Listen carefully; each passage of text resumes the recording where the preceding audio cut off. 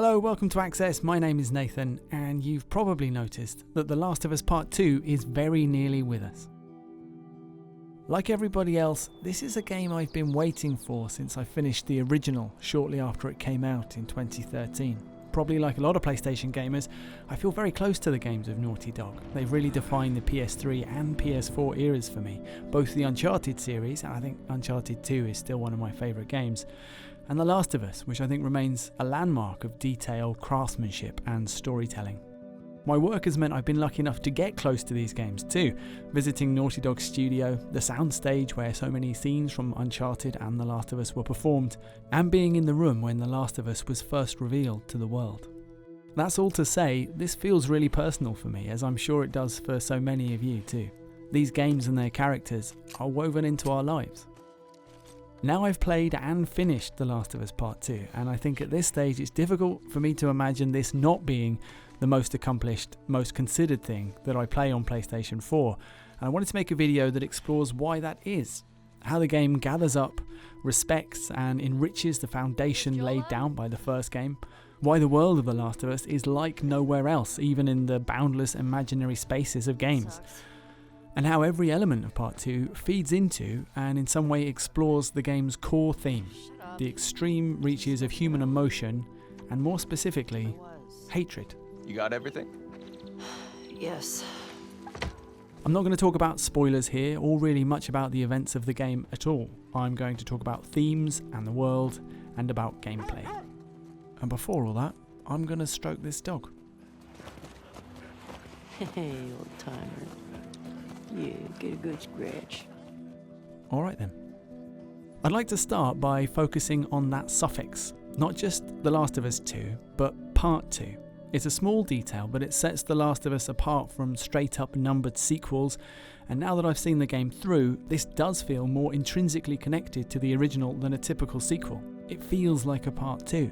It wraps around the original, it provides extra context, and it layers on further meaning. It's not more of the same, it's what happens because of the people, their motivations, choices, and their circumstances. I don't know what happened. This is important to me because I think typically with games we're used to expecting sequels. They seem obvious. I like this, it was successful, there should be more of it. There's also the practical case that once new worlds have been created along with the technology that conjures them to life, there's a financial sense to making another. But the ending of the first game is approaching perfect. As I'm sure you know, Ellie is saved, but there's a significant cost.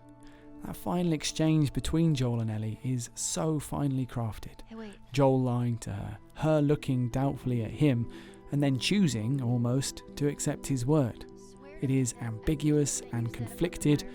After all we've been through, and all of that, the pain, the violence, the desperation, it all comes to bear on this moment. It offers a happiness and a redemption that we've been working towards, but that can only exist in the shadow of something enormous and unspoken. Okay. Well, Part 2 speaks it. It gives voice to the consequences of what happened throughout the first game, in ways we might foresee and others we might not be expecting.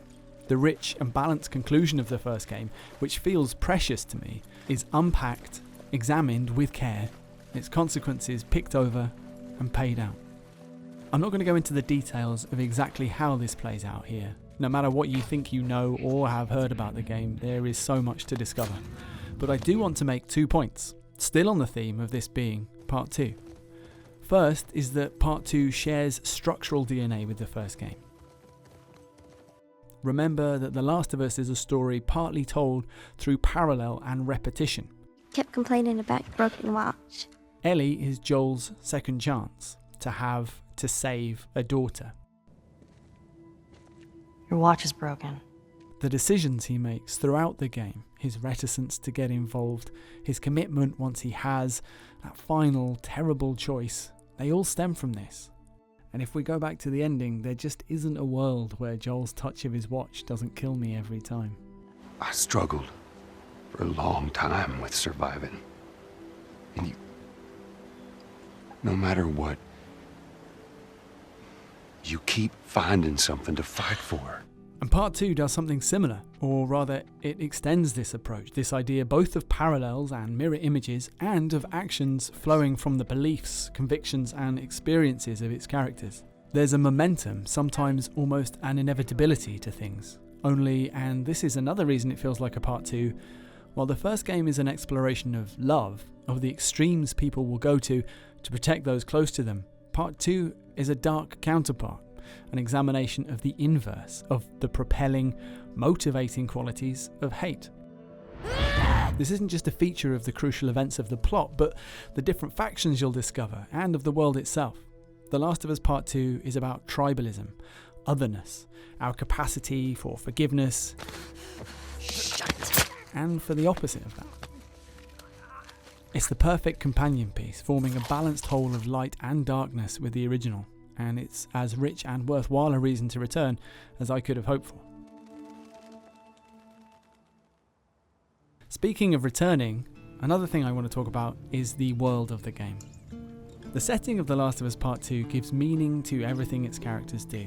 It is essentially a world of loss, of sharp, painful hope stacked against a great repressed sadness. I think anyone who's played the first game understands what I mean here, that you can stand pretty much anywhere in the open of the world amid the ruins and the danger, and there is no other game that feels that way.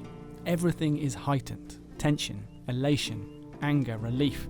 It's like the very feeling of being alive, amplified to the brink of being unbearable. I feel too much. Exactly what gives the game this quality is something I've thought a lot about. There's definitely a poignancy to the fact the world is beautiful. It conveys an immense sense of what we've forfeited and fallen from. At the same time, there's a perverse joy in seeing everything we've built torn to pieces, to seeing our cities, roads and underground networks overcome and reclaimed. A fascination to the exact ways our wonders will fall apart. The Last of Us Part 2 is a vividly imagined place of cracked concrete towers, rampant green and surging water, nature winning through the power of insistence. In Part 2, and especially in the transformed and derelict Seattle, these kinds of scenes exist at a scale and level of detail not seen before. Of course, in this world there's violence, and it plays its part too. Some of it in the monstrous form of the infected, there's mindless symbols of the evil that people can do, and more sinister and even more effectively, some of it perpetrated by people themselves. This is the dark, the capacity for sudden, awful, final things to happen, that gives meaning to the light, to every kindness, every laugh, every soft moment that survives in this place. And in The Last of Us Part 2, things get very dark. There are fresh, inventively disturbing encounters with infected, both familiar like the runners and clickers, and then other things. The game occasionally gives itself indulgent license to go full horror and delivers some memorable, verging on traumatic sequences. But at the same time, in The Last of Us Part 2, even more than in the first game, there is a peace to the world itself that contrasts with the violence that takes place within it. I can only show you a glimpse of the game's first scene, but it's one of my favourites. It's a horseback ride at sunset, sunlight playing through long golden grass, with rusted pylons standing undefeated at the crest of a hill.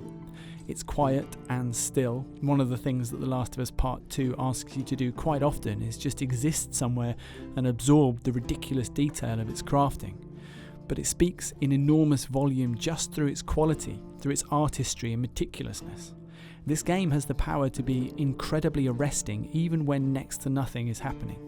More than anything, The Last of Us Part 2 has a confidence that even the first game didn't have, to take its time, to rest in a place, to put a focus on being somewhere rather than doing something. There's a line from Cormac McCarthy's book The Road, which Naughty Dog has cited as a big influence on The Last of Us, which always comes to mind when I think about the game's setting. Borrowed time and borrowed world and borrowed eyes with which to sorrow it. Yeah, The Road is super cheery, you guys should read it. Part 2's extraordinary level of artistry and detail, its assured ability to ground us in the places it shows us, capture this profound and profoundly sad passage more effectively than ever. So lastly, I want to talk about how The Last of Us 2 actually plays, because it's still a game. and it's still an enjoyable one, despite, the collapse of everything. I want to get past the basics though, pretty quickly.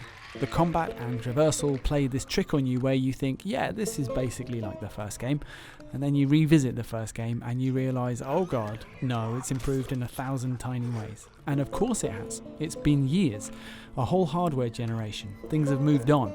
I always find myself using words like lean and grounded when discussing The Last of Us.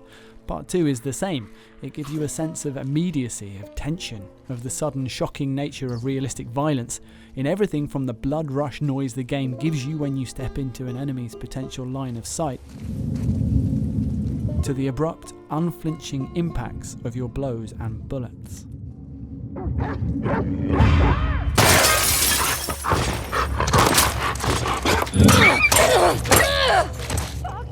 There's an articulation to Ellie in Part 2, the way she moves, fights, climbs, crafts, that's designed to get out of the way almost, to remove obstacles to the immersion of what you're doing. And the cycles of gameplay themselves, exploration, stealth, combat that offers a wider than ever before variety of approaches and possibilities, are as a result all the more involving, all the better as pure tactile experiences separate from the big accumulated meaning of it all. But the big accumulated meaning of it all is why we're here. Like I said at the beginning, every element of Part 2 feeds into and in some way explores the game's core theme. In the actual playing of the game, firstly that happens in some not so subtle ways. You will encounter on your way through the game small stories told through notes you find and the environment itself that echo or underline Part 2's fascination with hatred and revenge. Sad, triumphant, sometimes hollow tales of how people reacted to the outbreak and to each other. That's reinforced by the fact our story weaves through Seattle, where two groups exist in a state of something like codependent hatred. There are the Seraphites on the one hand, a cult-like post-apocalyptic sect with a ruthless back-to-the-earth bent. And there's the WLF, a Firefly-style local militia which has replaced the federal military with an equally repressive regime. As you encounter them, you realise how each exists in opposition to the other. The idea of sympathy or understanding is actually unthinkable. This is an extreme but natural endpoint of our ability to hate, a distorted and inhuman view of other human beings. And this, really, is what Part 2 is about. Hate. And it leverages the very mechanics of video games to explore it. Because that's what games are, right? They're incredible vehicles for identification, for empathising with a particular perspective. They are subjective, intense and emotional. But what if you take all that and you use it to force a reckoning with your own emotional reactions and the reasons behind them? Remember, this is storytelling through parallels and repetitions. The Last of Us Part 2 takes what games are intrinsically good at and uses it to provoke intense, conflicting responses, to undermine your certainties, to have you feel things so furiously and at the same time to reject them. It's really good. You guys should play it. So there are some of my thoughts on what makes The Last of Us Part 2 such an extraordinary game, and that is enough from me. The game is out on the 19th of June. I hope you play it then, and I look forward to talking to everyone about how it makes them feel. Subscribe for more videos like this, and we'll see you soon. For the players.